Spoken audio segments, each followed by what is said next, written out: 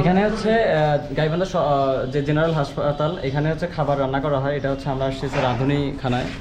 এখান থেকে যাতে খাবার রান্না করা হয়, এখানকার পরিবেশ বাথরুম দেখেন, এটা মানে গন্ধ প্লাস হচ্ছে এখানে একজোড়া একটা জুতাও নেই এখানে, যে আপনি একটা চটি পরে অসময়ে যাবেন। এখান থেকে পা দিয়ে কিন্তু এখানে যাওয়া হয় একদম ডিরেক্ট এখানে। তো বিষয়টা হচ্ছে এখানে সরাসরি ওই রুম থেকে বের হয়ে, মানে ওই টয়লেট থেকে বের হয়ে কিন্তু এখানে যাওয়া হয়। আর ব্যাকটেরিয়ার পরিমাণটা কিন্তু আপনারা বুঝতে পারবেন যে কী রকম হচ্ছে।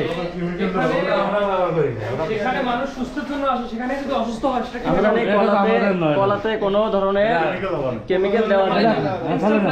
এখানে কলাতে কেমিক্যাল ব্যবহার করা হয়। এটা গাইবান্ধা সদর কলা পাকানোর জন্য এটা দেওয়া হয়। আরেকটা বিষয় আমি বলতে চাই যে হচ্ছে এই যে পাশে টয়লেট আর তার নিচে এই যে ফ্লোরে যেরকম ফ্লোরটা নোংরা, এখানে কলাগুলো রাখা হয়েছে, একদম নোংরা অবস্থায় কলাগুলো রাখা হয়েছে। ক্যালসিয়াম কার্বাইড হইতে পারে যে ফল পাকানোর জন্য। হ্যাঁ, কলা পাকানোর জন্য।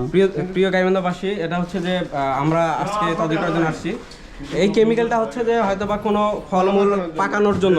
আপনারা জানেন যে একটা মানে কেমিক্যালযুক্ত খাবার খেলে রুগী এমনি অসুস্থ, তার শরীর কাজ করে না। কেমিক্যালযুক্ত খাবার খেয়ে কীভাবে সে সুস্থ থাকবে, এটা ইউজ করা হচ্ছে। আপনারা দেখবেন বিষয়গুলো, আমরা আসছি। আপনারা আরেকটা বিষয় হচ্ছে যারা ছোট শিশু আছে, বয়স্ক আছে, বৃদ্ধা মা বোনরা আছে, তারা এই যে এগুলো খাওয়ার পরে তাদের পরিস্থিতি কেমন হবে আপনারা একটু বলেন। আমরা এখানে এসেছি, আমরা দেখবো যে ইনশাল্লাহ এখানে কি কি হচ্ছে সবকিছু পরখ করে দেখার জন্য।